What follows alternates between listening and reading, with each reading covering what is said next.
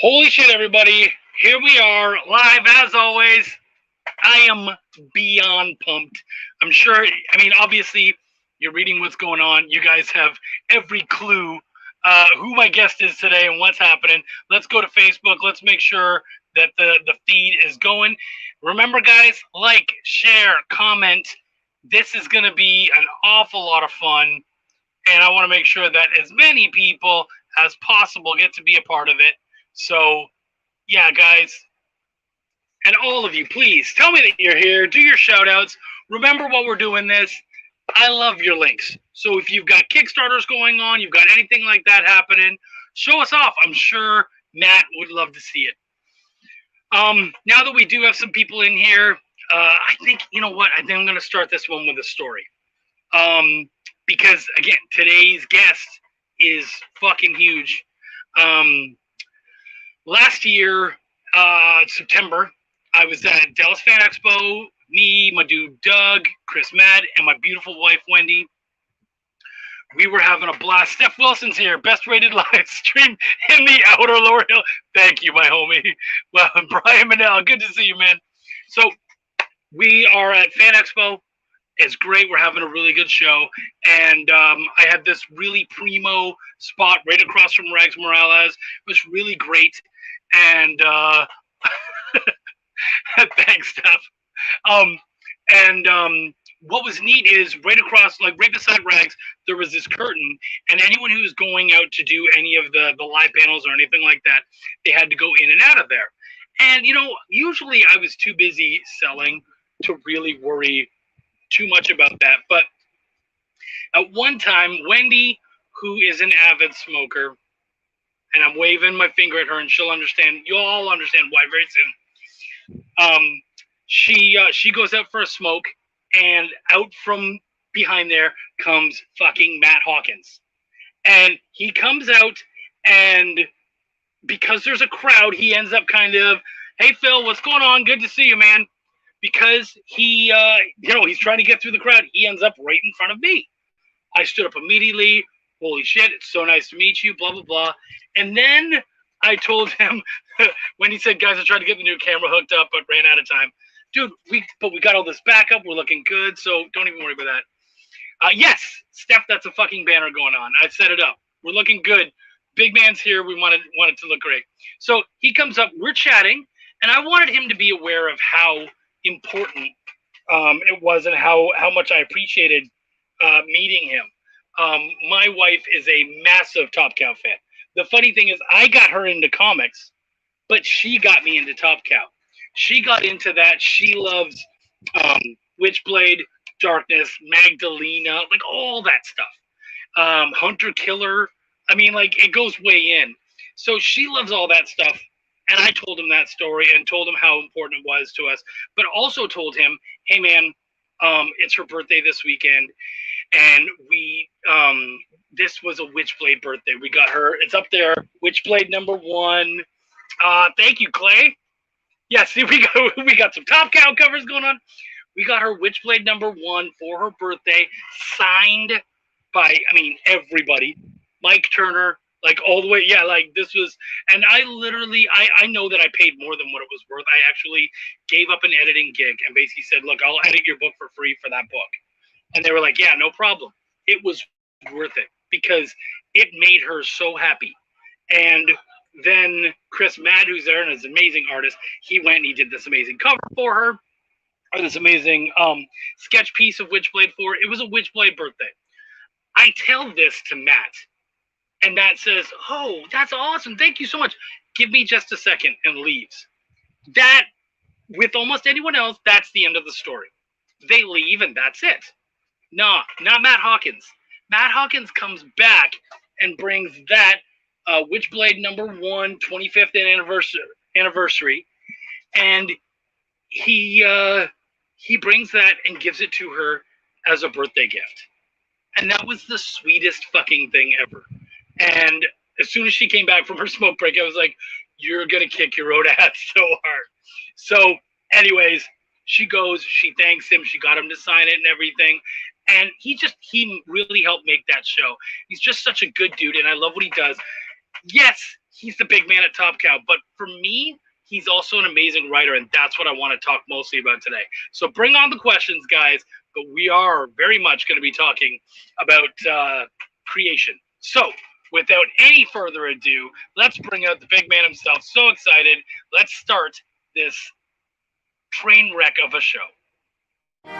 Canadian bacon is actually really good, and it's nothing like normal bacon, and it's better than ham, which you guys seem to call Canadian bacon.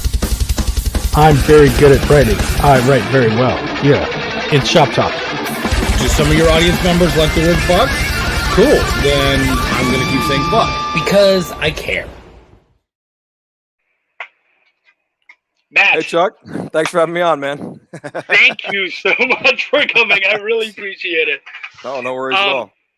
Dude, it's honestly, it's a massive honor to have you here. We're so excited. We love what you guys do.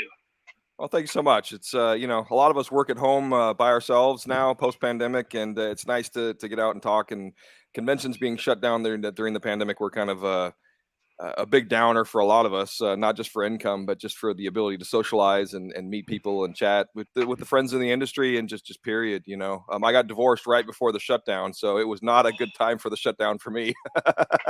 So, now, okay, so let's get right into it then. You kind of did.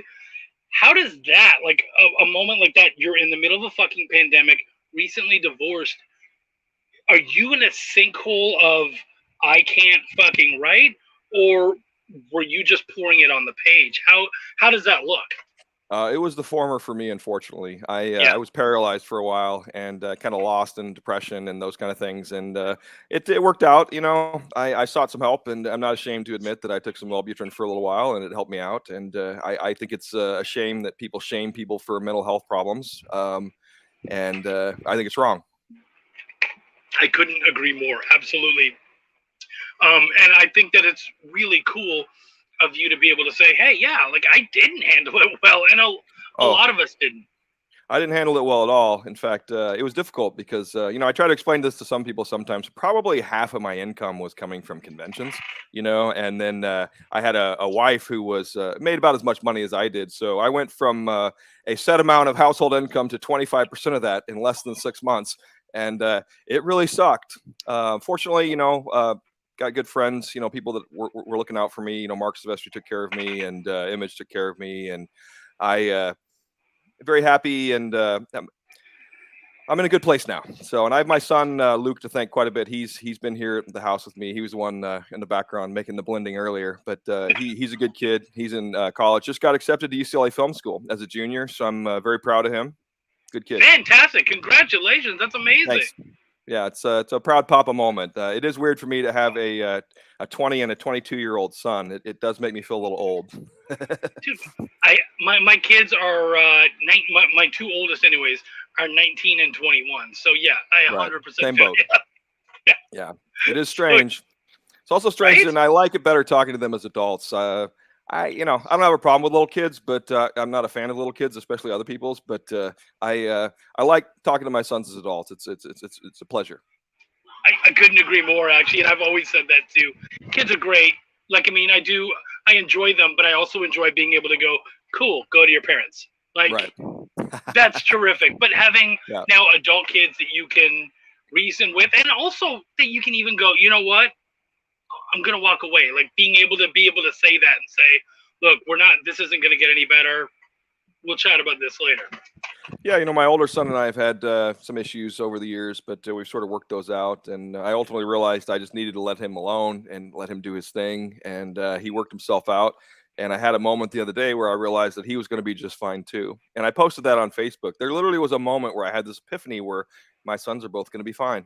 And it was a nice, calm feeling of peace and happiness. And it was very nice. I actually read that. I follow your stuff fairly closely because you are, especially among a lot of the bigger comic creators and whatnot, you're kind of one of the more open when it comes to struggles and life and all that kind of stuff. So I think that's to really the consternation of my family, yes. No, right? Yeah. But I think that's, it's almost a modern day part of kind of creation and whatnot. Is that people want to enjoy the creations, but they also really want to enjoy the creator too. Right. Right. No, I have to say, it's hard for me to write when I'm in pain, but it's actually a good place to write from pain. And from your question earlier, when I was in pain, it was paralyzing and I couldn't write. But once I was sort of out of that pain, I was able to use that to write, and it was helpful, and you can write some visceral stuff.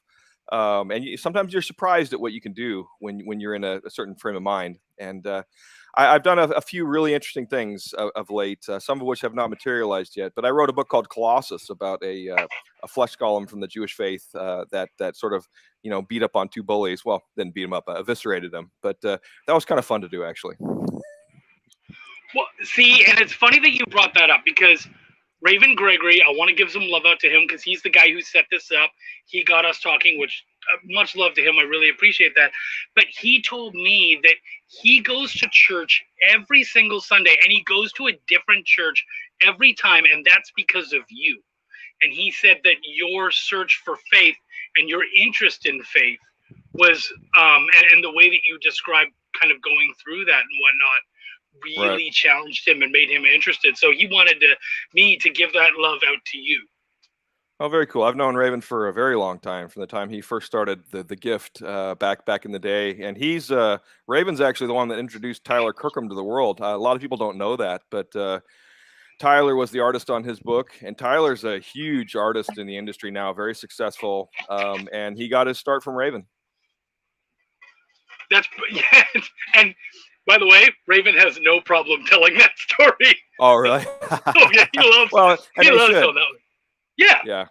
I've mentored a few people, and it is one of those things, and where when the people that you mentor actually eclipse you, it is it's sort of a mixed bag, because on one level you're like, damn, that guy's doing better than I am, but on the other hand, it's like, you feel good about it. There's guys like Brian Hill, who is working on the Teen Titans, and I helped him along with his career, mentored him a little bit. I mean, he actually mentored me maybe more than I mentored him, but I gave him a voice at comics for a while, and good dude, and he's really taken off and earned his wings, and he's doing so well in Hollywood. I'm so proud of that guy.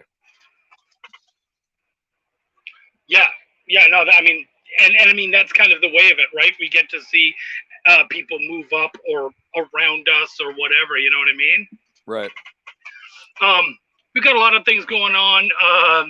Sam asked, did you ever get a chance to work with Michael Turner? I assume that's a yes. Yeah, I knew Mike. First met Mike like in 1994 or 1995 when he first started doing Ballistic. I mean, at the time, I was working with Rob Liefeld. I was at Extreme Studios, and we were trying to steal Mike Turner away and get him to work for Extreme. And we were in the process of trying to get someone to do Glory, I think it was. And we were talking to Mike Turner about doing that book. And out of that, we ended up getting Randy Queen on Darkchild, which was a book that we published through Maximum Press that I was the editor for. But no, Mike and I were friendly. I used to play pool with him. We used to play cards. And then when I was at Top Cow, I started in Top Cow in April of 1998. So just, a couple months ago was my 24th anniversary at Top Cow. No, Mike is the godfather to my older son. My first wife was Catholic, and I can't remember if Mike was Catholic or not, but he agreed to that. My first wife actually asked him if he would be the godfather to my older son, and he agreed to it. And so his death was challenging. It was troubling for me. And he was he's 2 years younger than me, and the fact that he died, I mean, what is that, 14, 16 years? He died in 2008. I will never forget the day he died, because I was at Wizard World Chicago, and it was the day The Wanted film came out. And that was the first film based on any of the Top Cow properties we'd ever published. And so we were at Wizard World Chicago celebrating our success with the Wanted franchise and the Wanted film coming out that weekend. And we had early box office results saying it was doing very well. And then suddenly there was this very somber message over Wizard World Chicago. They did over the PA, and they didn't use the PA a lot. And I'm like, oh, that's interesting. And I don't remember who it was, but someone said that they had just heard that Michael Turner had passed, and that Aspen Comics was going to be closing down their booth and leaving, and FYI kind of thing. And I remember it was just quiet. I mean, it was, can you imagine a convention full of like 6,000 or 8,000, 10,000 people? It was a mid-sized show. There's like 6,000 to 8,000 people in this room, and it was dead quiet. No one moved. No one said anything. And we all just kind of sat there and looked at each other. And I remember you know, I looked over and Silvestri was tearing up, and I didn't know what to do, you know, and so we finished out the day and we finished out the weekend because we didn't really know what else to do. But it was quite a weird moment, you know. I actually have Mike gave me a couple pieces of art. I think it's either the Witchblade 4 or 5 cover. I own the original that he gave to me. He wrote on it to Matt, you know, and I have an amazing original art collection that I can never sell because it's all images and stuff that people have given me. You know, I have stuff from almost all the image founders and so amazing stuff. And thinking about Mike makes me a little sad because he died well before his time. He was such a talent. And you know, the thing is, in the early days of Top Cow, when I first started working there, it was Mike, Frank Mastromarro, who runs Aspen Comics now, and myself. We were the ones that did all the conventions. And you know, Silvestri would do the big ones, but Mike always liked doing all the conventions. And we would do this Pittsburgh Comic Con, which everyone liked, because we'd go there and we'd play poker all night. And you know, it's interesting. There's another entire story about that Pittsburgh Comic-Con, because I don't know if you know the story to that, but the guy who ran that show's name was Michael George. Him and his wife, Renee George, ran this show. He was the one that I found out 4 years later went to jail for murdering his first wife in the back of a comic store, and it made Dateline NBC. It was literally a Dateline NBC story. You can Google it, Michael George Dateline, and you'll see the episode of this guy that I used to play, that Mike Turner and I used to play cards with. It's his trial, his conviction, and he had a host of kids with this other woman. And apparently he and his first wife had a comic store, and I don't know all the details, but he was tried and convicted. I mean, he maintained his innocence. I think he still does, but he's in jail, and I don't think he's ever getting out. Holy fuck. Crazy story, right? I don't mean to sidetrack that. No. But, no, R.I.P. Mike. You know, I remember there were a lot of late nights. What was amazing about Mike is that, you know, I mean, almost anyone, you can find a bad story about them. You can find, you know, that one time where they were in a bad mood and they were an asshole to someone. I've never in my time heard a bad story about Mike. I mean, everyone would say that he loved his fans. Even when he was in pain towards the end, he would stay much longer than he physically should have, just to finish signing and hanging out with people. And I never heard a bad story. So you're 100% correct on that. He absolutely loved and adored his fans. He appreciated them whole cloth. And I can't tell you, sometimes I see some of these people and how they treat fans, and I want to smack them in the face. And I think of guys like Mike, who was such a talent. He was at the top of the world. He was unquestionably at that time probably the top artist in the industry. And he was just so nice to everyone. You know, right. And I don't think it ever really went to his head. And, you know, and he was at the top of his game before he had cancer. So it wasn't, I've heard a couple people make comments about that. You know, I'm like, that's not true. He was always a nice guy. He tried to help people. And, you know, and he really did a solid by Frank and Vince and Peter and those guys. And it's a testament to those guys and to Mike that Aspen Comics is still here. You know, I mean, I can't think of a single other company where the primary, like a company that's really single person creative driven, that survives the death of that person. Yeah. You know? So it's a testament to those guys that that company's still around. It's a shining example. Well, and I will say that, you know, what you did for me and my wife, that to me was very much in the same in the same feel as how Mike treated his people. You didn't have to do that. You spent, you know, and the funny thing is when you came to my booth, I was so excited to meet you. I kicked my ass. I never showed you any of my books. Never talked about the shit I did. I was so excited about what you did. I fanboyed fucking huge. And I was fanboying for two at that time. Because for me, I like what you do. And here's the funny thing. People know you as the big man at Top Cow. But for me, I actually find I don't know how to say this because it's not meant as anything bad, but your writing style is so fucking like intelligent and cerebral.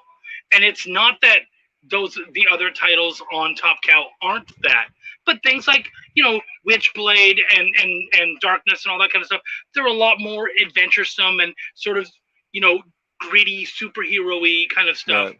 But what you write really kind of isn't that. It's like No. shit like Think Tank and that kind of stuff.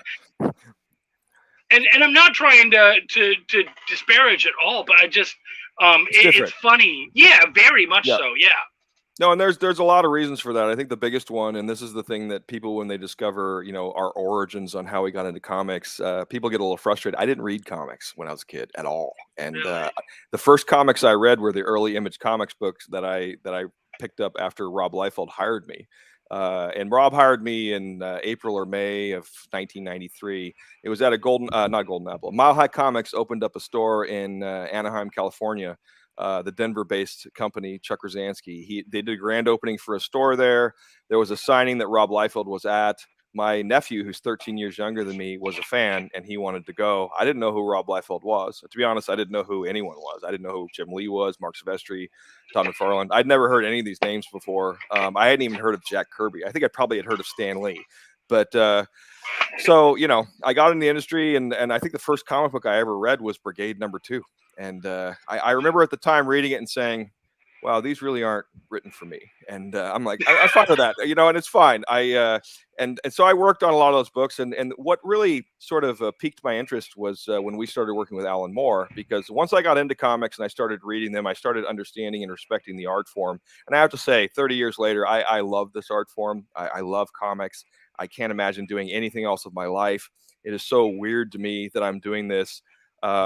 I have a physics degree that I've never really used for anything. I was studying for my master's at the time when Rob hired me. I ran into him at that signing. The long story short is I waited in the line for 3 hours. And I think it was John Sabal and Marlo Alquiza and maybe Chap Yape. I don't remember. There were 2 or 3 of the early Extreme Studios guys that were right in front of me in this line. And for 3 hours, they were talking about how they wanted to show Rob Liefeld their artwork. And they did right in front of me. And Rob hired them on the spot. And I was the next guy. And I walked up. I had no intention of asking Rob anything. I just kind of laughingly said, I can't draw, but are you looking for anyone for anything else? And the reason I said it, I was half joking, but I was working at retail bank while I was going to college, and retail banking sucks. And I will never do that kind of work again. And, I was literally the guy wearing the suit, standing there saying, cashing people's checks and doing that kind of stuff. I was a teller. And it was not a fun job because people are, can I swear on this? Oh, fuck yeah. Yeah. Oh, okay. Yeah. People are assholes. I mean, it's amazing to me. People talk about how people are assholes now. I'm like, no, people have always been assholes. And it is kind of what it is. But that's one of the reasons why I fell in love with comics and comics fans, too, because there are some assholes out there. But for the most part, the people that come up to me and talk to me at the booth are fantastic people. I grew up on Isaac Asimov, Ray Bradbury, and, Piers Anthony, fantasy and science fiction. And that was always kind of my bag. And what changed me and made me want to stay in comics forever was Alan Moore. It was From Hell. From Hell was the book that did it for me. I read that book. I was so fascinated by it. I had never heard any of those stories about Jack the Ripper. And, I popped a flight 6 months later, went to England, did the Jack the Ripper tour. I met Alan at the time because I was his editor on a project. And, I did all these things. And he did this thing in the back of his book that honestly I copied. That whole thing he did in the back of From Hell where he showed all his research is why I do that in all my books now, because I did a deep dive. It took me an hour and a half to read the comic. It took me 6 months to track down all the books that he read for research and read them.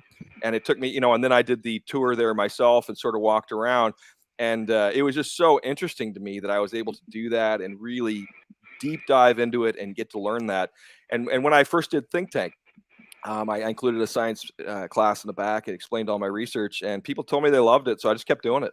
I did it with the Thai that did Sunday school. I even do it with Swing, with sex ed. And, it's just to me, I've always been a fan of sort of clandestinely educating people while I entertain them. Yeah, dude.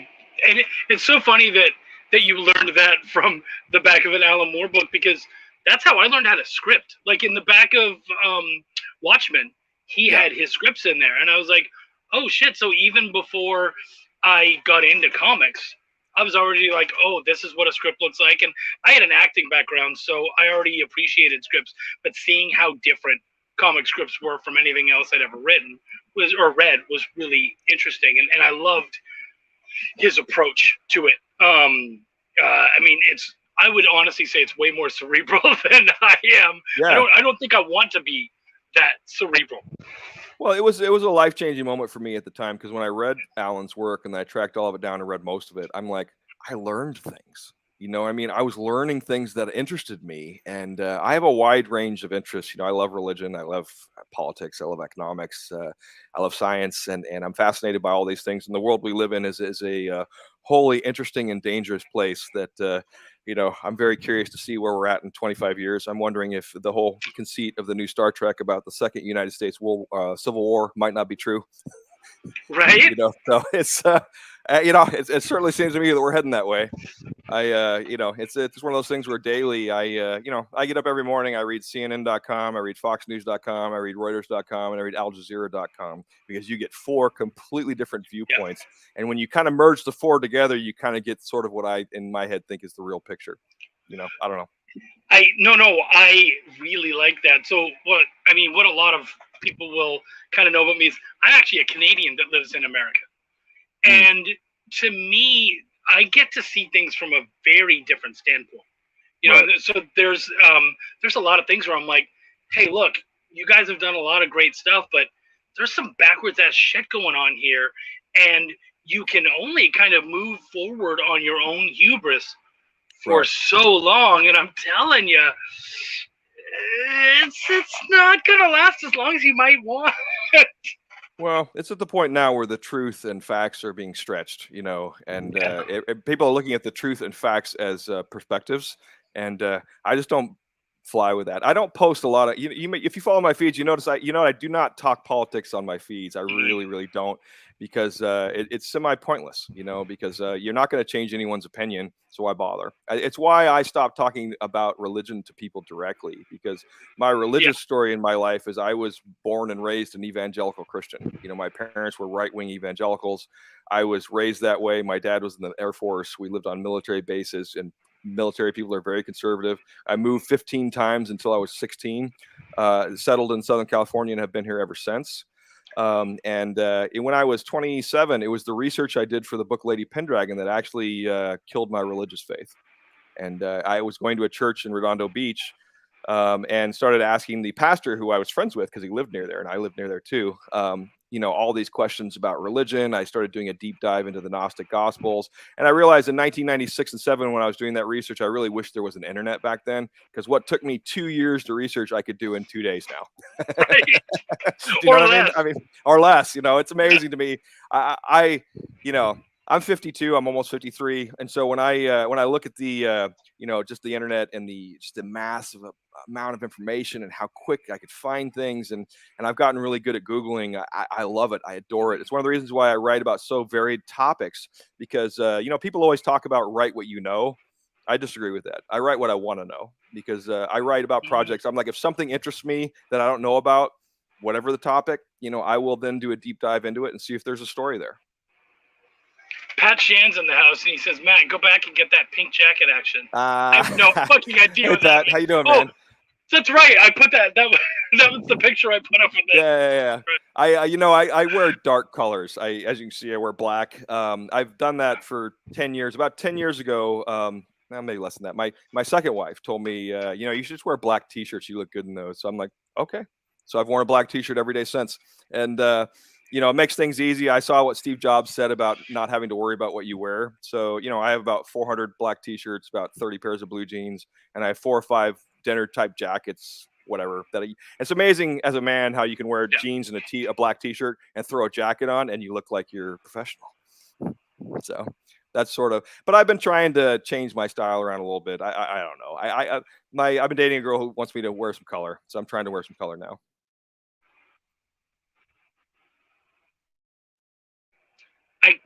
I completely understand.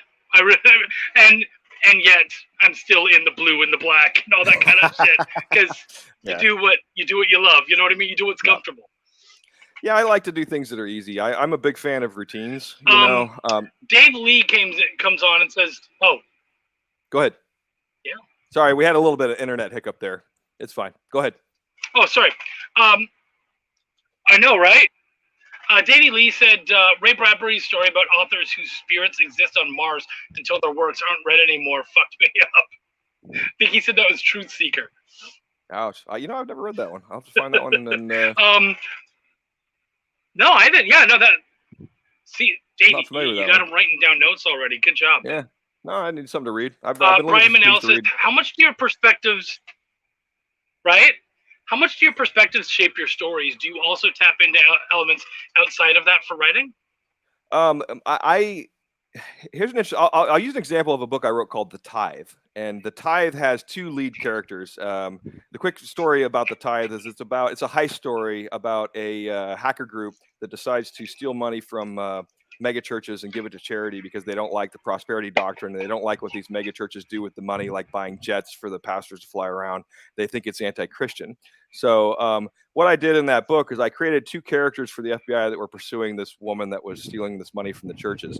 And one was an older gentleman, and he was a Christian. And the younger gentleman was an atheist. So what I would do when I would write these things is I would put myself in my mental headspace when I was 20, and then I would put myself in my mental headspace when I was now. And it was actually quite easy to do. And I would go back and I would write, and I would have conversations back and forth with these two characters, like I would be talking to myself, my 20-year-old self talking to myself now. And so I think as a writer, it's important to be able to write characters that you don't like and that you disagree with, you know. And the thing is I think one of the mistakes a lot of writers make is when they write characters they don't like and they disagree with, they tend to write them very unsympathetically, and they write them very one note as villains. And personally, I can't stand that because I think everything is more nuanced and complex than that. And I hate one note villains. And, you know, the only true sort of chaotic villain I could think of is the Joker. It's the only one that works, that just is just crazy and does it for the chaos. Very few other villains think they're villains. You know, you look at Dr. Doom. He is the ruler of Latvia. His people love him. You know, and he's doing things for his own people, even though he's conceived as a major villain. You know, so everything is perspective. You know, I'm sure half of Russia thinks Putin's a hero. Yes, holy shit. Stefan Sejic in here. A villain is the hero of their own story. Yes, of course. And I did that in Think Tank. You know, in Think Tank, the first volume, the bad guy was this colonel who's brought in to, you know, kick David Lauren's ass into shape. And in the second volume, he wasn't the villain anymore, you know, and we showed another side of him and a sympathetic side. And I showed why he was doing what he was doing. And I think that's very important. You really need villains to believe what they're doing. For the most part, you know, it's one of the reasons why I have a hard time getting into certain shows. Like there's that show that everyone loves. What's it called? Not Billions. It's about the rich family. They're all assholes and they work for billionaires or whatever it is. God damn, I can't remember the name of it. Everybody loves this show. I can't watch it. I've tried to watch it several times. I find all the characters so morally reprehensible and unlikable that I can't do it. It's about God, I can't remember what it was. Is that the one with like Paul Giamatti and stuff? No, not that one. I haven't seen that one, but I've heard of that one. It's my son loves this glow. I want to say Disclosure. It's what's it called? It'll come to me in a minute. Sorry. Right. Well, okay, and since Stefan is in the audience, by the way, saying that is blowing my fucking mind. I remember my wife was she was going through some Witchblades, and she's like, "Oh, they got this new artist," and I was like, "Yeah, okay, whatever." And she shows me his work, and I was like, "What the fuck is this?" And I remember seeing his stuff for the first time, and I'm like, "Who the fuck discovered this guy and put him in a comic?" Because before that, you weren't seeing work like that in comics. Right. And his painter, like, dude, where the fuck did that dude come from? Holy. Stefan, if you're still here, was it Raven Gregory? Were you coloring over Tyler Kirkham? No. I don't remember actually who he was working on with someone else as a colorist, and we saw his work and we hired him initially as a colorist, and very quickly transitioned him into an artist because we realized with the true talent that he had, and now he's a creative god. You know, I've learned more about how to write from him in the last couple of years and his wife than I ever would have realized. You know, it's interesting, the whole journey of writing a book like Swing, you know, like an adult romance like that. If you'd asked me 10 years ago if the book over Kirkham, but Cedric, who were you working for before? Did you color The Gift over Tyler Kirkham?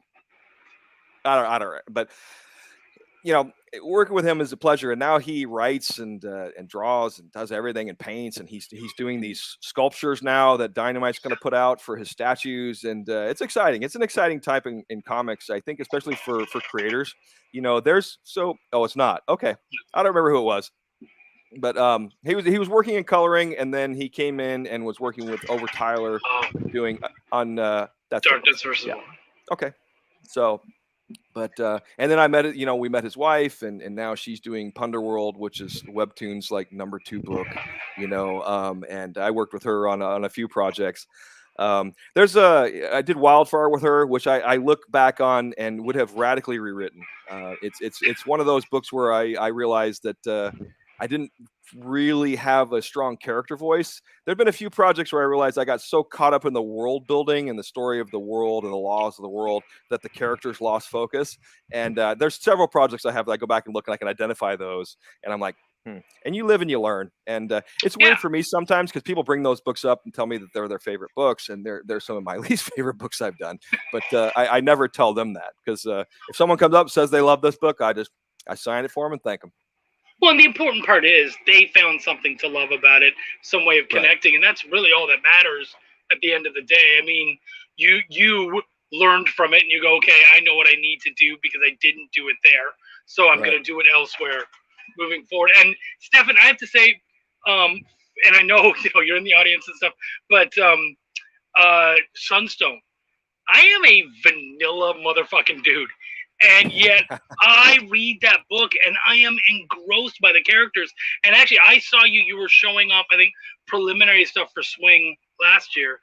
And I'm excited about it, but it's because I know that the writing is going to be what really excites me.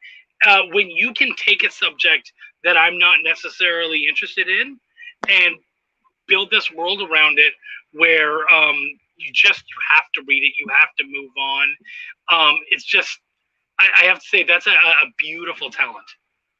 Romance was not easy for me. Cedric and his wife essentially taught me how to write romance by telling me that the stuff I was writing sucked. And I mean, I sent over the first few couple drafts of Swing. I remember we were going back and forth. They're like, you don't have it, you don't have it, you don't have it. And I had a certain way of writing, like when I wrote Aphrodite 9, and it was very specific, and it worked for those sort of science fiction books. It was not working for a slice of life character-based romance. And a lot of the little things like I'd been taught early in comics, Cedric was challenging. Like he would say to me, you need to use affectations in your character's voice. You need to show ums and uhs and show characters, miss saying words and stuff like that to give them a little more character. But in the early comics, I was taught that was a no-no. So I really resisted that for a long time, and it sort of introduced it into my work more of late. And he's right. I mean, it really does make it more interesting. It makes the characters more compelling, and it makes you care for them because who wants a perfect character? Who likes Superman? It's the perfect guy who has the perfect life and has everything. I don't want to read about that. I want to read about flawed motherfuckers that are interesting and they overcome all the shit in their lives and are successful regardless. Or even if they fall flat on their faces and they fail, they're able to pick up from their bootstraps and start over. I've had to do that multiple times in my life. It's real. And I was literally going to say it's why I don't read Superman. So I'm glad that you immediately went there too. Well, and I think it's interesting because Mark Silvestri says all the time that he wrote The Darkness to be the anti-Superman. Because he said, you look at Superman, Clark Kent is the last survivor of this planet. He lands in the perfect foster home, and leads this story life and can't really be hurt. Jackie Estacado was exactly the opposite. He was a guy who was birthed from the death of his mother and his father, and was then thrown into an orphanage, and he was mistreated by the Catholic Church, and then he was adopted by mobsters and raised to be a hitman. So this guy's had the worst fucking upbringing you can imagine, and yet he's still a hero. So in my opinion, who's the stronger hero? The guy who had everything given to him, who was invulnerable, or the guy who had everything taken from him and has to overcome the darkness within inside him to save the rest of us? I fucking love hearing that, because no one explains the characters like that. You just read it and enjoy it, and you're not necessarily thinking about those layers, but holy shit, do I love that. And that's what Mark did. He did it from the beginning. He said, "This is what I want to do." He said, "I'm going to do this character called the Darkness. It's kind of like a vampire, but not really. And this is what it is. And no. And he sort of explained it down and broke it down. And I've worked on the character now for a long time, and it's just a fantastic character. The Darkness is literally one of my favorite characters in the comic industry. And I don't say that because it's ours. I say it because it's just a fantastic story. Yeah, no, I totally feel you that. Cedric says it's all about writing fuck ups because we can all relate to that. Yeah, he knows I'm a fuck up. That's for sure. So, but you still got great kids out of it. So whatever, you're doing something right. Fortunate. Katrina says, "I'm happy to hear your boys are doing well. Our first chat was about being parents of boys." Right on. That's amazing. Wendy says, "My main character drops the G at the end of words that end in ing, and that's that whole affectation that you were talking about earlier." Yeah, I tell a lot of writers don't do accents. If you do an accent like a British accent and you're American trying to write a British accent, I recommend writers don't do that unless they really know what they're doing. Like when I read Garth Ennis doing an Irish accent for a character, I'm like, oh, okay, he's Irish, he knows how to do it. I read it, and I'm like, that's the way it should be done. But it's very hard to write accents. You can write affectations and write characters with sort of things like that, but writing accents is really hard, and sometimes people don't understand it. It can be off-putting. Well, and especially when you have, say, like a character. The first character I would go to is like Gambit, wherein different people give him different affectations. And that bothers the shit out of me because I feel like he was kind of laid out. He said share. There was certain, mi amor and that kind of stuff, and just keep doing that. Don't try to build on it and go any further. He is what he is, and that's okay. And so I feel you there. The best character writer for individual characters, in my opinion, is Chris Claremont and his X-Men days. Yes. Because if you go back and look, any issue in any of those runs, you can pick out and show someone a word balloon, and there's a good chance you can figure out which character is saying it based on what's in that balloon. And I got to tell you, that's impressive, and I don't think I do that, and I wish I was better about that. But he really is a master at that. And I've studied, and see, that's the thing is I studied Alan Moore, I studied Chris Claremont, and God Loves Man Kills is probably my favorite X-Men graphic novel. And because it just touched on so many interesting elements for me, and I'm not a big superhero guy. At this point, I've read so many superhero stories. I don't think there is a new one out there for me. If there is, and someone points it out, I'll try it. But I'm always like, I've read the 9,000 spinoffs of Batman at this point, and it is amazing to me how often I get pitched characters that are clearly other characters. Like people send us pitches for essentially, oh, this is Batman, but he only, works in the day. I don't know. I mean, I just wish people would come up with better ideas. No, I 1,000% agree with you. And I mean, as a freelance editor, I get people coming to me all the time. Hey, would you edit this book? And I'm like, yeah, okay, so I got you. And then they'll kind of give me the layout to this book, and I'm like, oh, okay, so it's Green Lantern meets Spider-Man. I'm like, right. No, because this and this. Yeah, that doesn't. No, it's still basically this. Like, sorry, man, I read what you wrote, and unless you've got something else that you haven't put on the page, that's what you gave me, man. Like, that's what I'm seeing. And look, if that's what you want to do, fucking go do it. Have fun. Like, that's the wonder of independent comics is you can write and do whatever the fuck you want.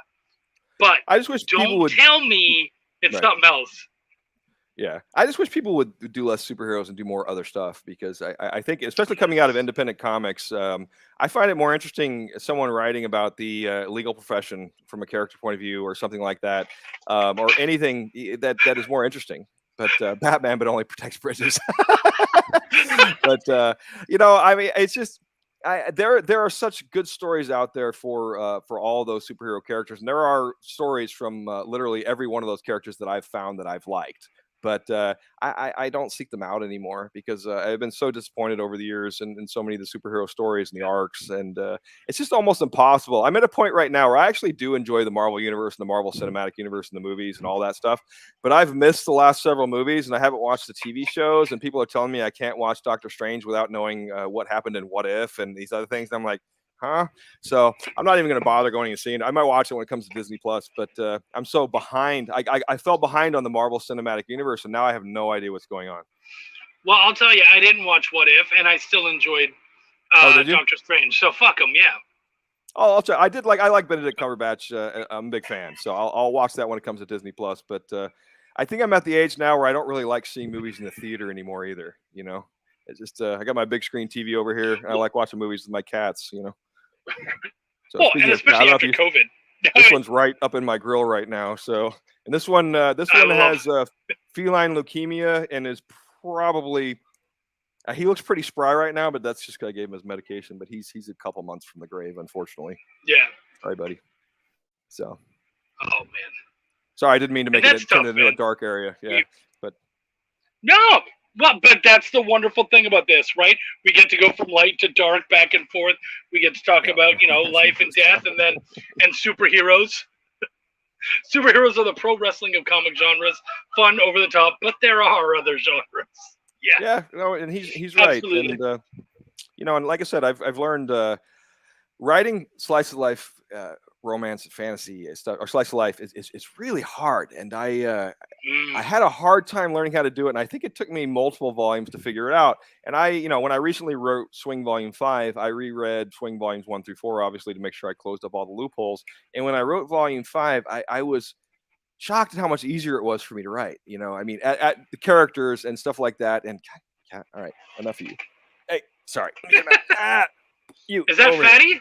Yeah, that's Fatty. Fatty and Muggs are my two cats. I used to have 3, but one of them died last year. But no, I got to tell you, I'm genuinely shocked at how spry this guy is, because he literally I almost had to put him down a few weeks ago. Because I woke up one day and came out here and he was lying in his own pee and wasn't moving, and I'm like, okay, that's time to take him to the vet. They gave him they rehydrated him, and I brought him back home, and $6,000 later he's still here. He's a fighter. Yeah. It's So Davey asks, what does Matt think about the old adage, there are no new ideas, just new ways of telling them? I think that's probably true. I mean, I think if so much of my work, I don't want to say it's derivative, but it's inspired by other things, and not comics, but inspired by novels that I read as a kid, and like science things that I read. One of the advantages I have as a writer is I can actually read the science journals, because I do have a physics degree. I never used it for anything, but it allows me to read Nature and Discovery and kind of understand what they're saying. And the nice thing about that is those things are just chock full of ideas. You have no idea how much cool stuff is in there. And if you can wade through the 20, 30-minute read of really boring and dry stuff and get to that one line that's like, oh, that happened to me with that book Stairway I wrote, which is actually one of my favorite books I've ever done, and probably one of my least known books. And it's interesting. It's just a volume 1. There's only one volume, but in essence, about 6, 7, 8 years ago, I read this thing in a science journal about how these Harvard researchers had figured out a way to record data on a DNA, so they could store information on your DNA like a hard drive. And they were able to insert information into a creature and then retrieve it. I was so fascinated by that I did a deep dive into that and realized, oh, we used to have this stuff called junk DNA that we didn't really know what it was. I'm like, we don't call it junk DNA anymore, but we don't know what probably half our DNA is for or what it does. So I started postulating. I'm like, well, what if that's just information that was left in there billions of years ago by our progenitors or whatever it is, and we just need to read it. And so that was the premise of that story. And it's a little inspired by Michael Crichton's Contact, and the book, not the movies. I like the movie, but the book was better. And when Crichton passed away, that's when I wrote Think Tank. If you look at the date that Michael Crichton passed away to the date that Think Tank came out, that was in a way sort of my homage to him and honoring him, because he had inspired so many movies and TV shows that were based in science and really, really interesting. I mean, Jurassic Park, all these sort of things. Some of them went kind of the way of Hollywood into insanity, but there's some really good ones out there. Sphere, he wrote. I mean, all these books, the books are much better than the movies. Congo, I believe, was another one of his. Oh, yeah. Congo was great. Yeah. And he was a Andromeda Strain was his too. Back in the late 70s. I think that was his first. Stephen says, there are millennia worth of stories told behind us. Originality is a moot point. We do insight these days. Yeah. Right on. Yeah. So, dude, when are we going to get you on here? Holy shit. That's fucking funny. Yeah. Yeah. And I completely agree with that point is, whether it's original or not, doesn't matter. what is your point of view? How are you taking this, and the experiences that you have and that you're bringing to it are what makes it original? No, and the one nice thing about writing and reading and watching TV and enjoying entertainment is that it can invoke an emotional reaction. And you think about that, and it's interesting, and it happens for a lot of reasons. I've actually studied why the brain does that. But even in writing, there's been 2 times in stories where I've written endings where I was in tears. And the one Think Tank Volume 5 where I wrote that final scene for David Lauren where he finally found a family, and I don't know if people remember that scene. Okay, Kat, you're getting on my nerves. Go away. And that scene where he's in the barbecue at the end of Volume 5 just really touched me, because here's this guy that was kind of a loner his whole life, and suddenly he had a family. It wasn't a normal nuclear family, but it was a family, and he made it happen. And at the end of Swing Volume 5, there's well, that book's not out yet. I don't want to give it. But the very ending of Swing really was emotional for me. So, guys, when Volume 5 comes out, make sure to pick that one up so you can understand exactly what he's talking about. Right. Well, I think at some point when you write these characters for so long, they become real to you a little bit, and you dream about them, and you talk to them in your head. I think as a writer, sometimes you're sort of semi-schizophrenic, because I sit there and I talk to myself all the time, and I talk to my cats, and I have these multiple conversations in my head all the time. It annoys friends and family because I often, when someone will ask me a question, I won't answer them right away, because I'm actually thinking of the 7 or 8 different responses that I might have, and it annoys certain people, but I do that all the time. Yeah, when it's funny because like when I'm on the road, I have my phone with me, and I'll grab it and start recording and start talking to the phone, and basically go through dialogue and different back and forths and all that, because I've been spending that time kind of talking to myself 2, 3, 4 different characters back and forth, and you get it all out there, and you're like, cool, it's there, and now when I get home and it's time to write, I can go look for that and find that. So I totally feel you there. Well, and that's what people don't seem to understand. One of the things about writing is you're always writing. You're writing when you're walking down the street. You're writing when you're getting groceries. You're writing when you're riding on the bus. You're writing when you're on vacation. It's always stuff that's in your head. You're always thinking about it. And I take a lot of notes and notepads. I'm kind of old school, and I always carry around notepads and write down. And so I have literally stacks and stacks of these. And sometimes I'll go through old ones and I realize I had a good idea 15 years ago, and I'm like, I've done that, where I've written books recently that were based on ideas I found in old notebooks. And I'm like, wow, I'm glad I went through that notebook. Yeah. Oh, Stephen says you really stuck the landing on the ending of Swing. Oh, thank you, sir. And I have to say, Swing would not exist if it wasn't for him and Sunstone. And he's a rough audience. That's true. I remember he gave me the very first draft I wrote of early Swing. He was very brutal on, because his wife, did the digital art, painted it for it, and he and his wife helped me sort of set up and create the characters for that story. And it was hard. I mean, it really is a different style. I mean, you can get away with a certain shorthand writing science fiction, and the audiences are different. My typical sort of think tank reader I would run into, honestly, they're guys like you. Sort of my age and our age group, a little older. And then with Swing, I started getting these middle-aged women who would come up and chat me up about it and talk to me. And it was fascinating. And I realized that the romance category, because women, I think, have always had difficulty going into comic shops because it's been a boys, club, and sometimes people run them off stupidly. But, part of the reason why Sunstone dominates Amazon. You look at the romance charts on Sunstone, it dominates Amazon. It has for years. It's because it treats the material authentically. It treats it with respect. And the key to, I think, Sunstone and Swing and these other books, fine print, is we're not really pandering, but we're treating them in a sex positive way, and sort of in an authentic way. And people who are into S&M, they don't like 50 Shades of Grey. They don't. They find it to be a rapey reflection of their culture, and they think it's not genuine. And I've yet to meet anyone who is a legitimate S&M person that liked 50 Shades of Grey. These people, however, adore Sunstone, and they come up and they talk to me about it for hours. And and then when I started meeting some of these people at shows, because I do so many conventions, I would try to turn them on to Think Tank or Postal or Aphrodite 9 or one of these other books. Even books Aphrodite 9 was Cedric. He painted it, and they weren't into it. They would try it, maybe they would buy it, and then they would email me and say, "Oh, that one isn't for me."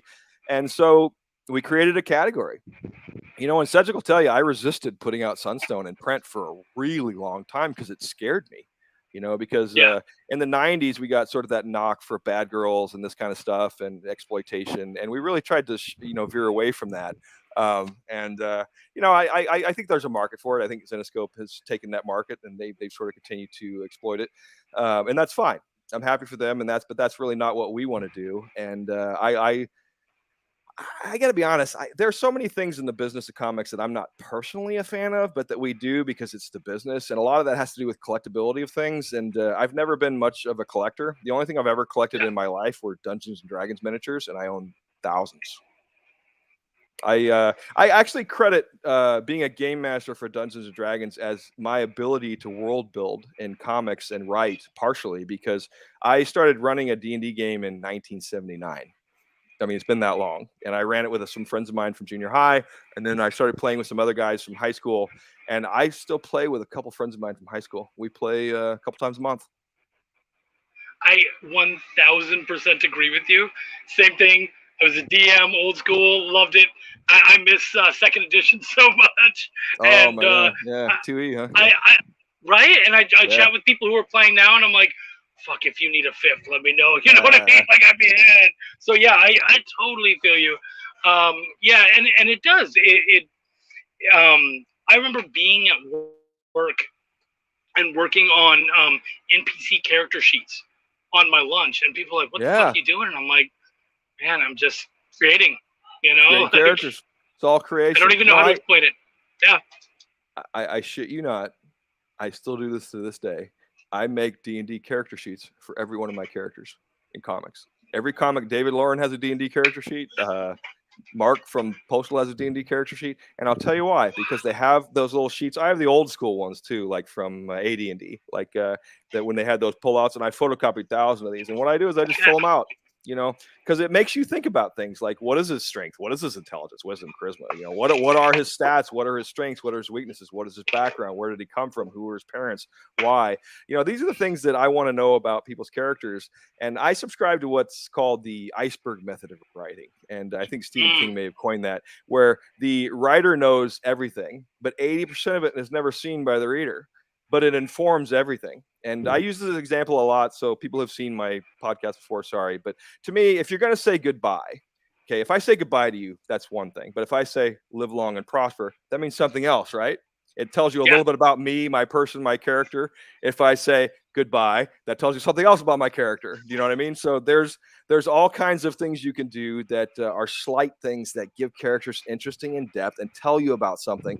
Like, I am a huge Star Trek nerd. Okay, I have been my entire life, but that might never come up in a story about myself. Okay, but if I happen to be wearing a Starfleet shirt, or and I was always an Empire fan over the rebellion, so I was always rooting for the guys in white. But, Mr. Sith over here. Never. I don't know. Everything's perspective, right? 100%. I totally agree with you. Well, and it's funny that you brought that up because one of my early adventures in editing, I was given this. I was working on this samurai book, and it was basically supposed to be, just a master and his disciple, kind of in this fight together against one another, and they were sort of nameless, and he just kind of wanted it to be this cool one shot. And I said, look, it's really cool, but these characters don't fucking mean anything to me. They don't mean anything at all. And he's like, well, yeah, but I don't want to go into their history. And I said, you don't have to go into their history, but you have to know it. Yeah. You need that headcanon. And you need to know where they come from. What is their youth like? How did they live? How did they survive? All that stuff. All that stuff matters when they're talking. And well, so you don't have to say, I lived on the street, but you can talk and sound like you came from the street. But if you're showing, and a lot of that is seen, a lot of that has to do with the artists. And see, this is one of the things that annoys me about comics, is I actually think the writers get too much credit and the artists get too little credit. And because it is a visual medium, and I can write a comic in a few days, and it takes an artist a month to draw it. And but you need to, and as a writer, who am I really writing to? As a writer, initially, I'm writing to one person, the artist.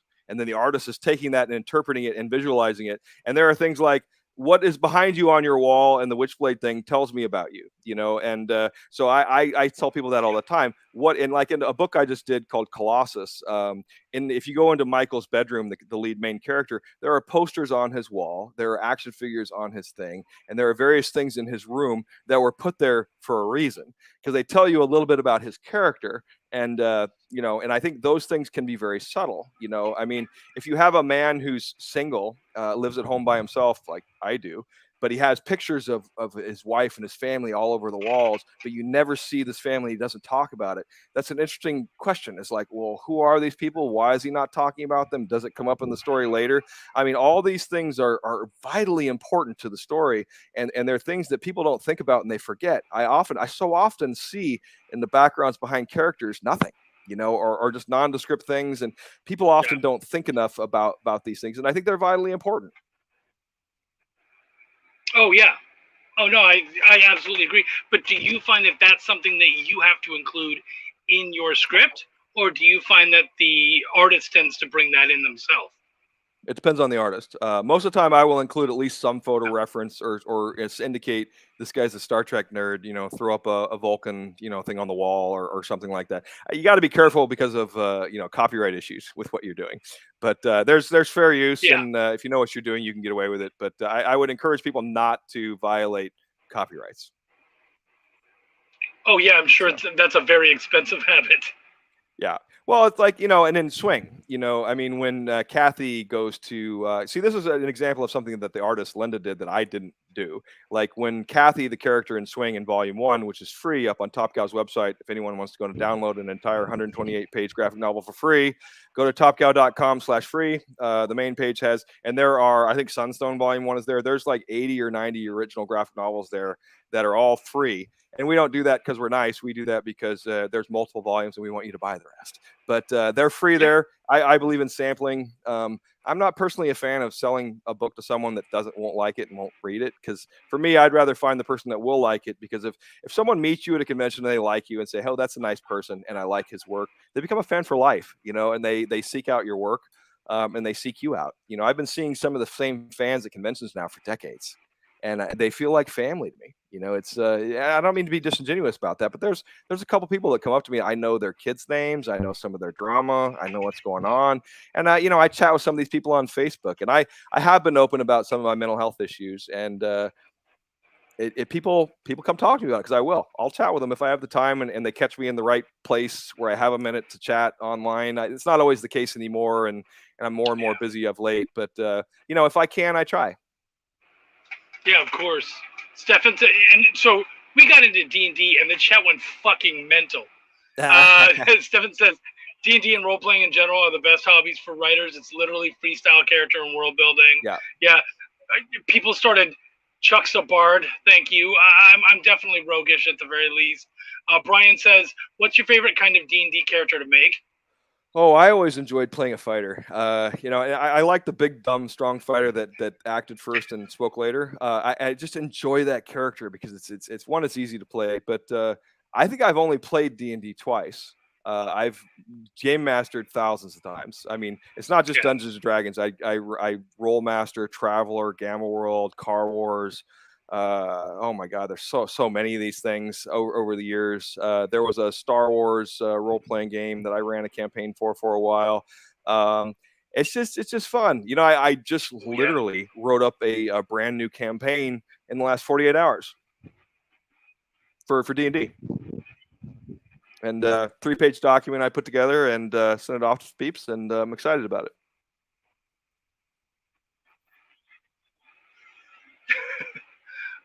Yeah, sorry.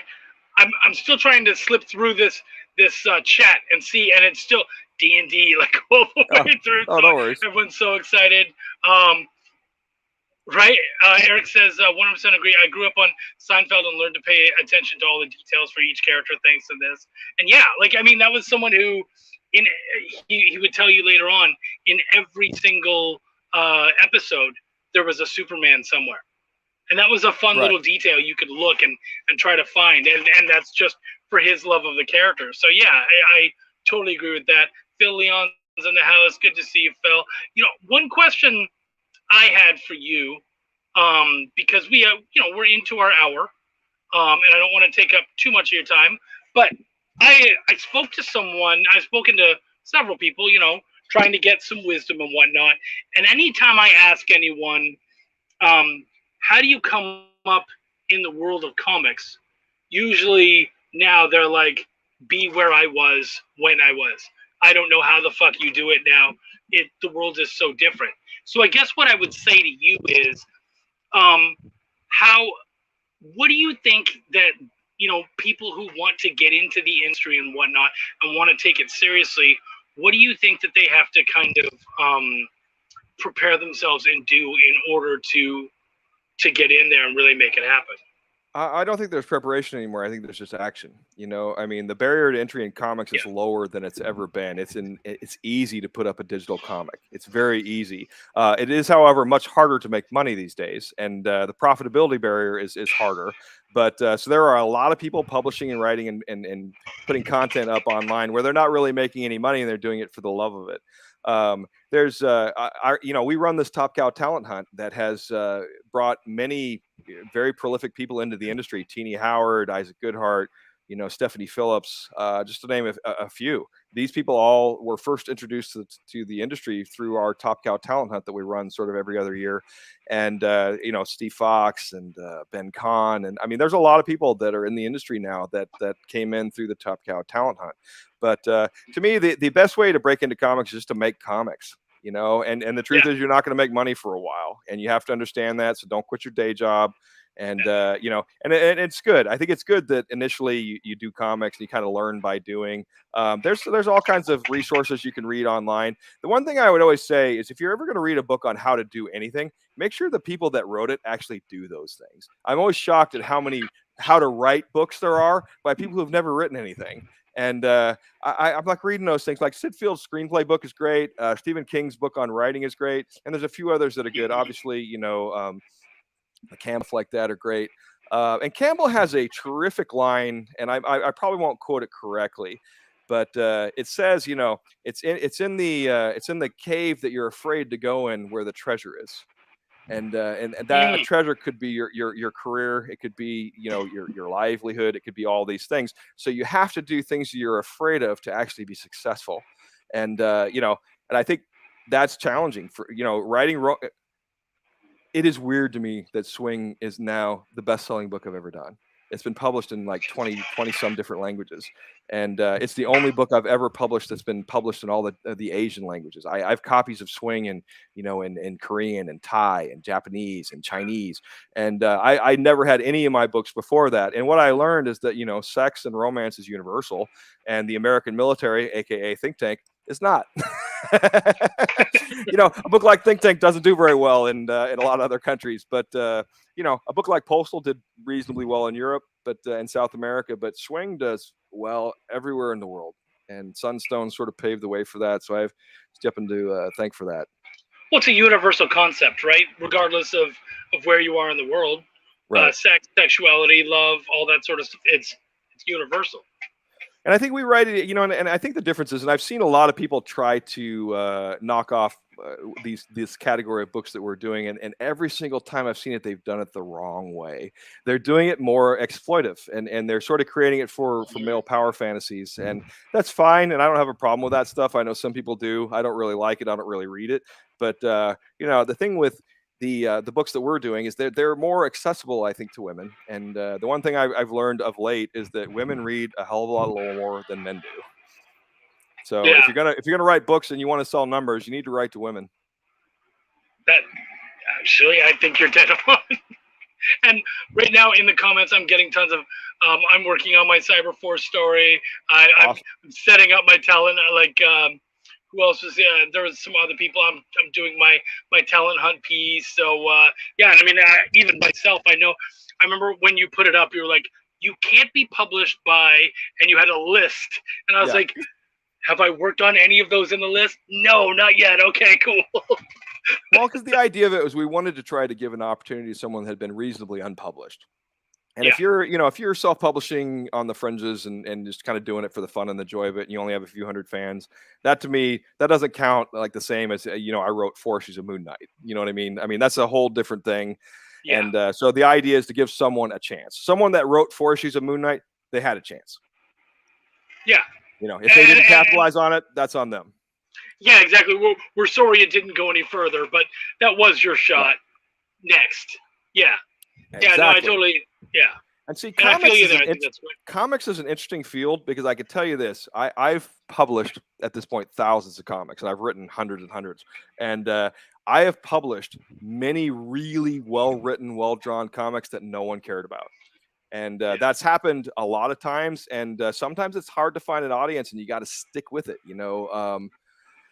Cedric's built up his following over the years and his Patreon following, one fan at a time. I feel like the same. I feel like, you meet these people at the shows, you build a fan. It's like when I went to Free Comic Book Day. I go to every Free Comic Book Day and I stay there for the entire time. I go to different stores around in Southern California and I hand out free comics and I talk to people about my work. I was at 4-Color Fantasy out in Rancho Cucamonga a couple weekends ago and I gave out several hundred comics and about 40 or 50 of my graphic novels.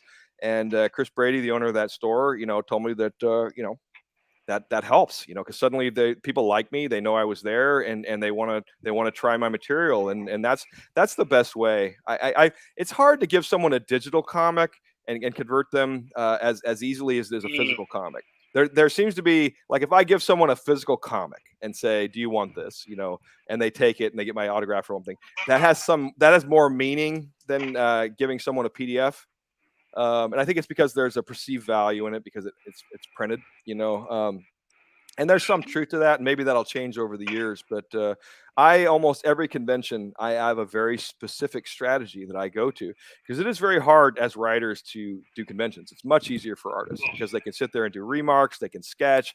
And if you just sit there and draw all day, which is what you're doing anyway, you're going to attract attention because people come by and they want to watch you draw. But if you're a writer, how do you get attention from people and how do you get people that don't know who you are? How do you get them to come over and talk to you? I talk about this in my feeds all the time. A lot of this is I stand, I never sit. You will very rarely see me sitting at a convention. And like I said, I'm almost 53 years old. This is not easy for me to stand 8 or 9 hours in a day, but I'll do it and I'll shake hands and I'll tell people hi and I wave to people and I say, oh, that's the cool shirt. And I ask people what their cosplay is. And it's just communicating with people and once you get past that initial, like, oh, I'm not going to talk to you thing, which is like, anytime you go to a bar and you try to talk to a woman, they have their shields up, right?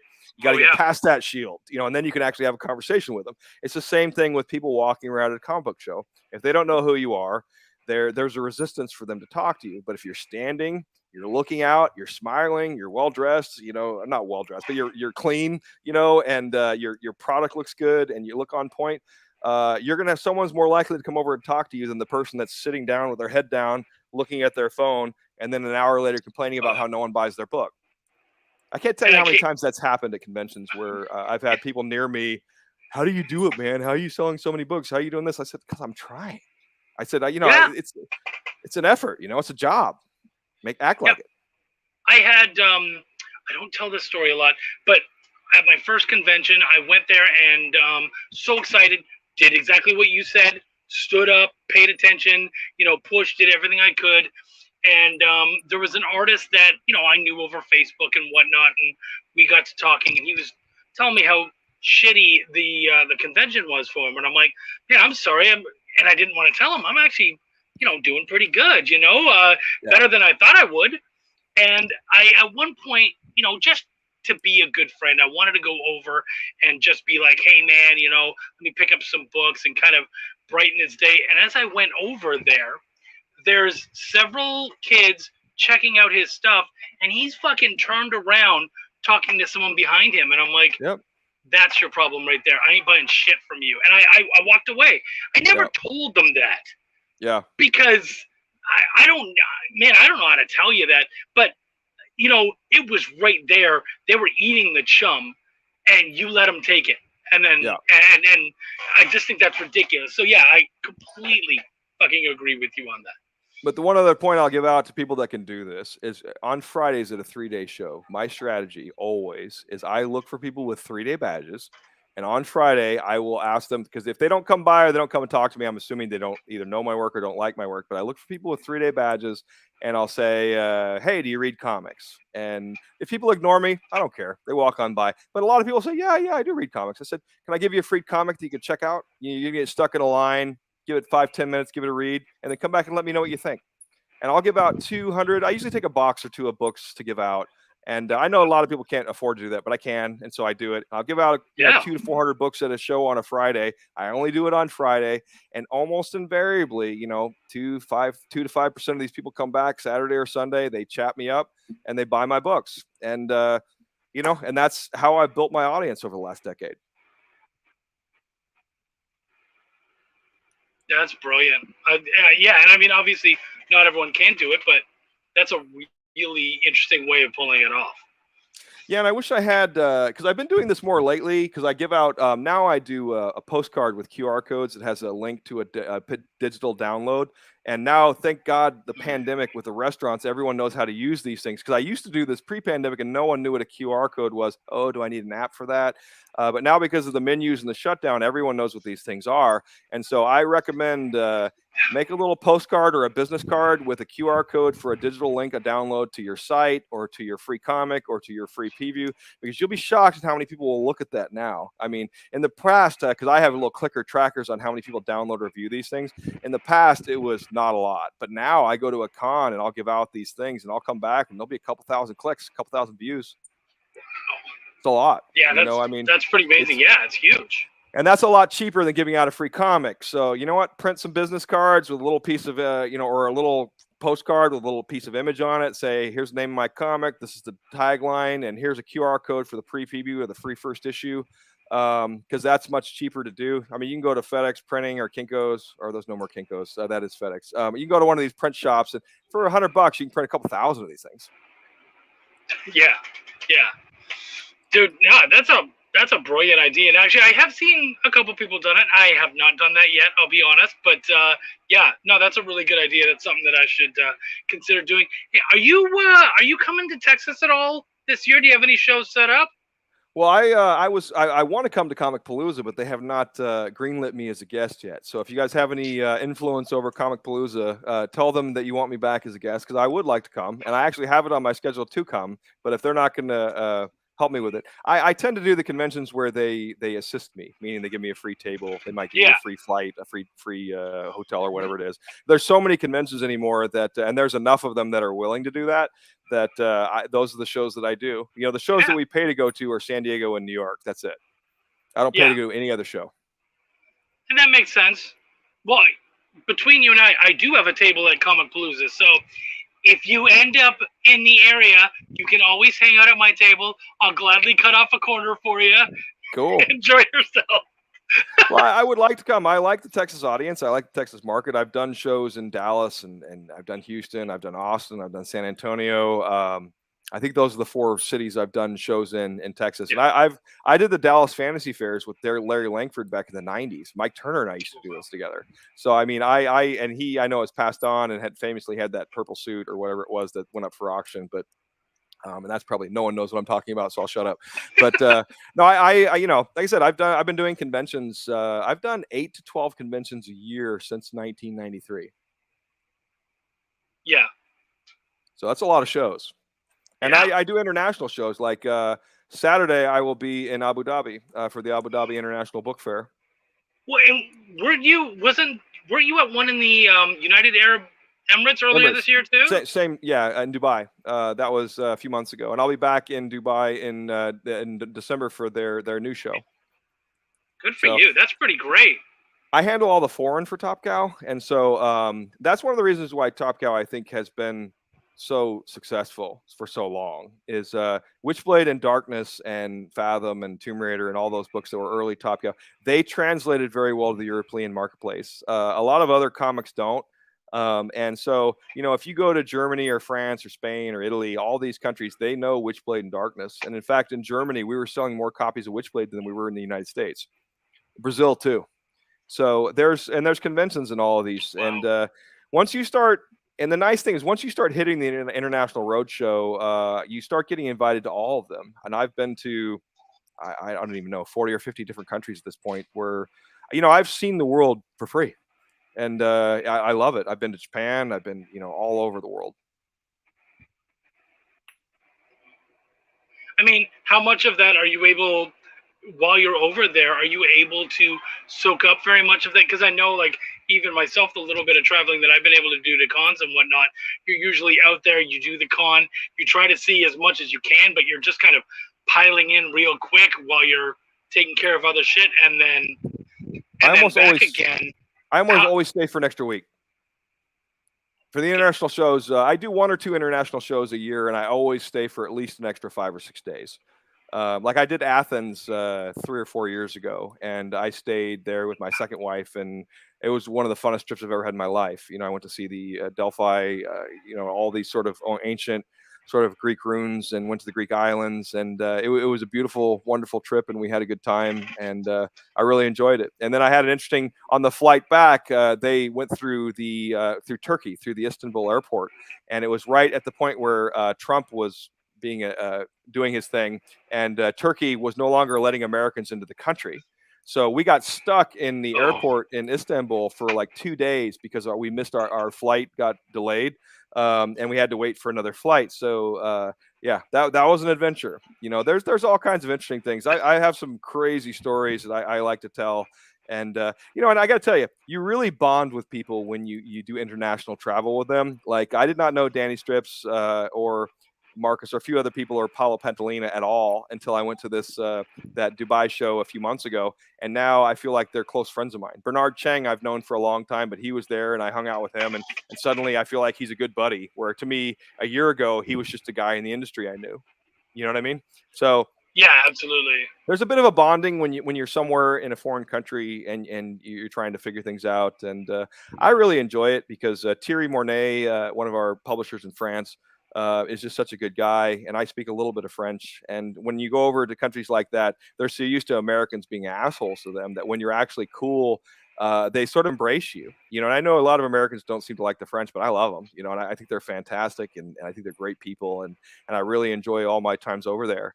And it's fun, and I think when you know people in these countries, you get to see things that you wouldn't otherwise see. Because like Terry, when I was hanging out with him in the 90s, he would take me to bars and places where Americans wouldn't go because they wouldn't know to go, and I very clearly remember a moment, and this was in the late 90s, where it was me, maybe Mike Turner. I don't think it was, and it wasn't Mike Turner. It was someone else was with me, but me and this other guy, we went with Terry into this place, and we walked in, and it felt like there was that classic Western scratch of the record player, like, where everyone stops and stares like, why did he just bring these two Americans in here? And I don't know what it is about me that gives me away as being American. I don't wear white socks anymore. I wear black socks. People still know immediately I'm American, no matter where I am in the world. And I don't wear sneakers anymore either. I wear boots. But still, I don't know if it's my hair. I don't know if it's the way I stand. But everywhere, people are like instantly, oh, he's an American. And I'm like, but the point is, we walked into this place, and it was full of French people. And everyone stopped and stared at us. And Terry said,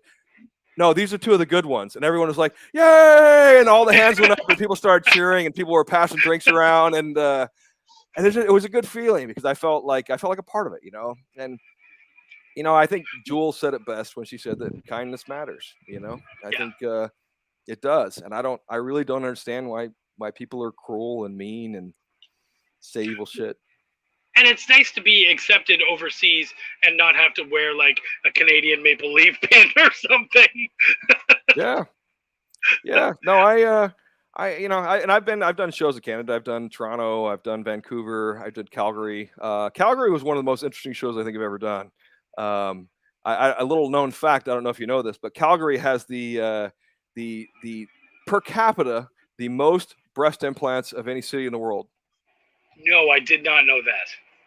And I was told this and explained because of the oil wealth. Well, I don't know. Dallas is also one of those where they have a tremendous amount of. Everyone always thinks it's Los Angeles, but I don't even think Los Angeles is in the top 3. And of course, I learned this on the Howard Stern show. Oh, I believe it. That's hilarious. I love that. Yeah. Christopher Cordell, he's mentioned this before. He says, I was on Witchblade, the TV series with Yancey Butler. Oh, very cool. Very cool. So that's one of his claims to fame. It is one of the crazy things to me that TV show. It was one of the highest rated TV shows that TNT had, and it still got canceled. And it was sort of one of those things that befuddles me. I like film and television. I wrote for the Power Rangers TV show for 2 seasons. Not a lot of people know that. But in 2004 and 5, I wrote for Space Patrol Delta and Magi Rangers under my name. People just don't connect that Matt Hawkins is the same Matt Hawkins. So I've written some film and TV stuff, but it's just not as fulfilling. I mean, it's. I always tell writers, if you want to be a writer and write the perfect writing form where no one else can mess with you, you got to write novels. It's the only one where you have complete control. As a comic, the artist actually, in my opinion, sort of details what's going on more than the writer does anyway. And in film and TV, there's so many cooks in the kitchen. It's hard to know whose vision it is at all. Now, Wendy asked, "Don't you have a show that's coming to Hulu?" I did, but it got canceled. Oh, damn! That was Postal. Postal. I wrote as. Here's the thing with Postal. I wrote Postal as a TV pilot like 15 years ago that did not sell, and then my agent said, "Why don't you do this as a comic series?" And then we wrote it as a comic, and then we sold it into TV now 3 different times. And it was at Hulu in development, and they killed it. We sold it to another company, and they killed it. And right now, I have the rights back. So I'm looking at that and trying to figure out what to do with it. I always thought Postal would make a good TV show. Yeah. Well, I mean, never give up, right? You just keep trying, and it'll find its time. Never give up, never surrender. Galaxy Quest. There you go. Absolutely. Eric Cockrell comes in and says, "I'm so stoked for the Cyberforce hardcover." Same here. We got that one too. Oh, I have to tell you, you guys should thank. I mean, honestly, there's one guy that his name's Vince Longo, and he works for Top Cow, and he's an unsung hero. Without him, the Cyberforce hardcover would not exist. I mean, this guy literally recreated all those files. You gotta understand, a lot of the files from the 90s that were saved on certain types of backup formats were lost. Like we had DAT drives and SyQuest disks, and so as we converted them to the new file formats and tried to put all these things in the cloud, we realized, oh shit, we have like 40 issues of Witchblade, all of Cyberforce, all of these other series. The data is all corrupted. Some of it we were able to get back from various like colorists would have the files, and we were able to recreate them easily. But Vince literally scanned and recreated those files. And he did it in a way, because there's been a few of those books that have come out. Like there was a book that Checker Publishing did off of Rob's Supreme, and they scanned it, and I did not like the quality. I love Supreme, I love Alan Moore Supreme, and I love that book. I did not like the quality of the way the artwork looked in the scanning, so we kind of resisted doing it that, and then Vince figured out a way to do it and cleaned it up so there wouldn't be a moire pattern, and went in, and in my opinion, I've seen some of these final files. I think the pages look better than the originals, because they're a little. The computer technology is better now, and the coloring's a little better now, and some of the stuff had to be recolored. And we tried to recolor it to match it, so I think most people won't even notice the difference. But so you actually told me that story in Dallas. I'm glad that you told it for everybody else too. But you told me that story, and I reiterated it to my wife, and that's why we got the Cyberforce hardcover. That one's coming in. We're super excited, and I believe actually a good buddy of mine helped with some of the coloring. Wes Hartman. Yeah, I think so. Yeah, there've been a lot. There's so many. The thing with some of these books, and you realize, like, I look at some of those hardcovers where we're like, oh, there's like 80 people that worked on this. It's a lot. So I don't know. I look at Top Cow, and I think Mark Silvestri did a great thing when he created a place for artists to come and learn and do their thing. I think Top Cow's success in large part has to do with Mark's commitment to the quality of the artwork. He was always a fantastic artist that people looked up to. And I know it's been announced, so I could talk about it a little bit, but I've been working with him on his Batman book over the past little bit, and that book is on DC's schedule, and it is unbelievable Mark Silvestri work. I mean, if you need a Mark Silvestri fix, this is absolutely the work of his career. And I cannot. It could not come out fast enough for people to understand that. On our 30th anniversary, it's Mark's putting out this book with DC, and we will have. Well, actually, I can't say that. Never mind. I was about to say something that would get me in trouble. So you said I can't say things. There's certain things I can't do because they're not from our company; they're from others. So I can't. I can't reveal any of DC's secrets. They will kick my ass. Understandable. Completely understandable. So, okay, but you guys are coming up to your 30th year anniversary, aren't you? Yeah, very soon. So, do you guys have anything planned that you can alert us to or excite us about? Or Well, the Cyberforce hardcover was the kickoff of that celebration. okay, And we are working on that. And there's a number of other, and also the other hardcovers we've been doing, Witchblade and Darkness, these complete runs. A lot of that has been part of that. So there's been a significant factor of nostalgia going into the 30th anniversary. But we have talked about, we are in the process of doing a new Witchblade and a new The Darkness book. And the teams have been discussed, and some of the things have been shifted around. But at some point in the next year or two, there will be new series for those. And and what we ultimately decided to do, and I know this is going to bother some people, we've not done it before, and this is probably the only time we will do it, at least in mine or Mark's lifetime, is we actually did reboot it from scratch. So there is a new Witchblade and a new Darkness book that features Sarah Pazzini and Jackie Estacado, but at the beginning of their powers. And so it starts over the story, and we're going to do things a little differently. You know, there was always a few things, just to give one little thing away that's not a big deal, is I never really understood why the 21st birthday for the evolution of the powers, you know, and that was in the video games too. And I always ask that question. I'm like, why do his powers manifest on his 21st birthday? You know, why? You know, and no one really had an answer for it. And I think it just kind of happened. So we shifted that around, and there's another reason why the powers manifest. Well, and a hell of a lot more reason. I'm not going to tell you what it is. I'm going to let you read it. But there is a new reason why the darkness powers manifest in Jackie based on an action of his. Oh, that's excellent. Because, yeah, the funny thing is, really, when you think about it, the 21st birthday is really only important in America. There's nowhere else in the world where anyone's excited to be 21. Like, nothing special happens. Yeah. So it's yeah. I mean, there's no, things dude, like that. That's fantastic. Yeah.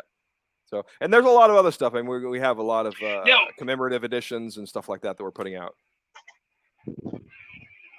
So, moving forward into hopefully the next 30 years, is there any kind of mantra or ideal that you guys are holding on to as it moves forward? No, we just want to make good comics. That's really it. I mean, Mark and I love. No, I mean and we like it. We like to work with the people we like to work with, and we like to keep it somewhat boutique. I mean, we have sort of 3 lines of books. We have the Top Cow universe, which is Witchblade Darkness, and we have the Edenverse, which is sort of the stuff that I do with Think Tank and Postal and those things. And then there's the what I call the Cedricverse, which is Sunstone and Swing. And I like the way that we have all those characters interact, and people that read them know, but those characters all play an online MMO together, and that's how the characters from the different books know each other. You know what I mean? I mean, they don't. So, you know, I've played MMOs. I played World of Warcraft. I played EverQuest. I've been a lifelong gamer. I'm a huge gamer. And I've known people my entire life that I've never met. You know, I mean, 30 years I've known certain people that I've been gaming with that I've never met them. And I probably never will, but I consider them real friends. You know, and now with Zoom and gaming online like it is now and TeamSpeak, it's significantly different. You know, it's there are people I've told some of my deepest, darkest secrets and cried with in the middle of the night that I've never met.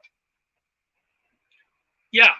I mean, my wife and I met at the kind of dawn of the internet in '99 on a similar sort of MMO kind of thing. So yeah, I completely understand you. And even now in the comic world, especially for independents, we don't get to be in a studio hanging out with everybody. We don't get to be in the bullpen. So, you know, our artists are in Indonesia, our editors are in Europe, or whatever, right? So yeah, a lot of those close companionships, you never meet those people, but you know them in a way that's almost more special than anything that physical. Yeah, no, I agree.